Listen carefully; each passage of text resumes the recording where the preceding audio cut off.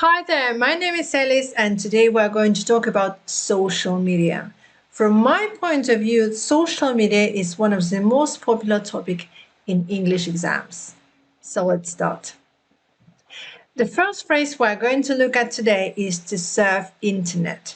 To surf internet means to browse, to navigate through the internet in order to find information or entertainment. For example, yesterday, I spent an hour surfing the internet in order to find information I needed. So instead of saying I was looking information, I was searching information on the internet, we can say that I spent time surfing the internet. The next word we're going to look at today is impartial. Impartial means unbiased, neutral, not favoring anyone.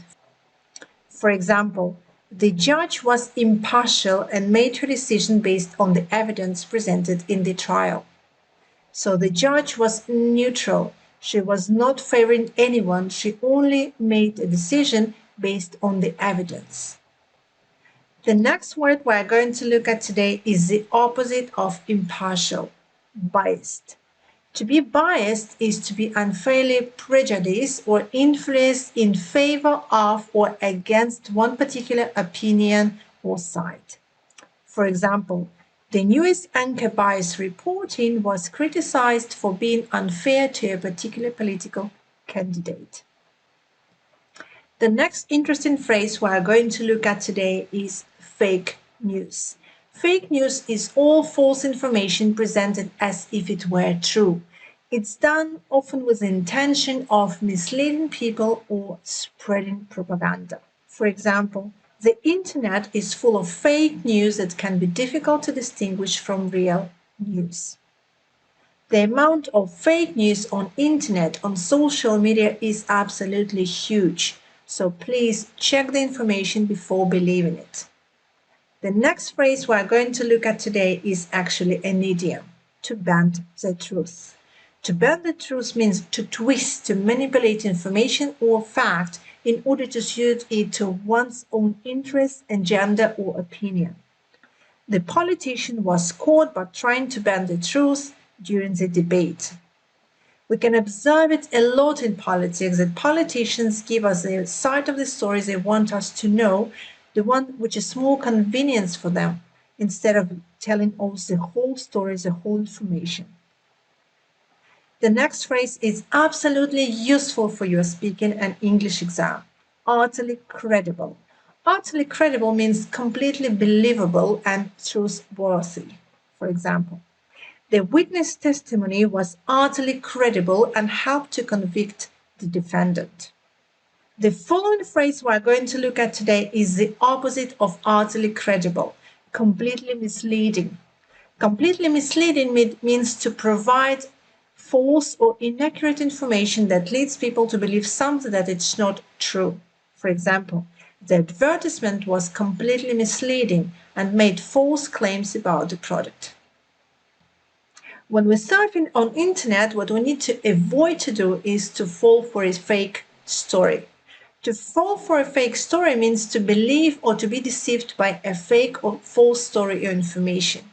For example, many people fall for the fake story about the celebrity's death that was spread on social media. It happens a lot when internet users read the information without fact-checking it, and they believe it, and in a couple of days they realize that the whole information was absolutely fake news. So in order to avoid falling for a fake news, what we need to do is to fact-check information. So how can we fact-check the information?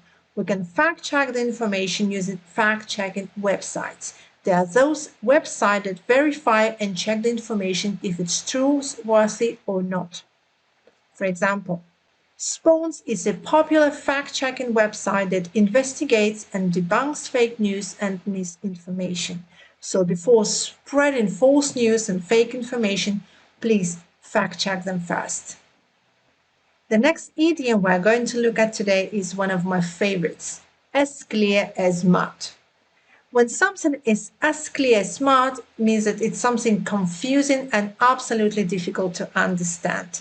For example, The instructions for assembling the furniture were as clear as mud and left me feeling frustrated and confused. So that means that furniture instruction was absolutely confusing and difficult, hard to understand. If we want something to be explained or expressed in more simple, easier way, in this case, we need to use plain English. So our next phrase is in plain English.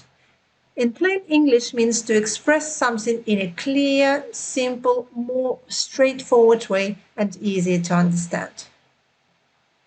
For example, can you explain the instruction to me in plain English?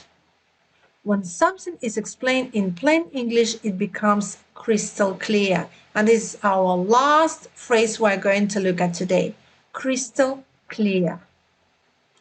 Crystal clear means completely clear and easy to understand. For example, the teacher's explanation of math problem was crystal clear and helped me to understand it better. I hope you will enjoy the video and now you have crystal clear what words and expression you can use in your speaking and writing English exams. For more videos, follow my channel. Bye bye for now.